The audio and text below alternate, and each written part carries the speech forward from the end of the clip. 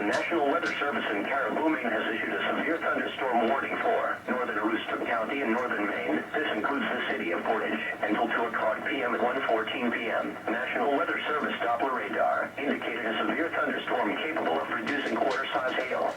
This storm was located 18 miles north of Portage, or near Eagle Lake, and moving east at 25 miles per hour.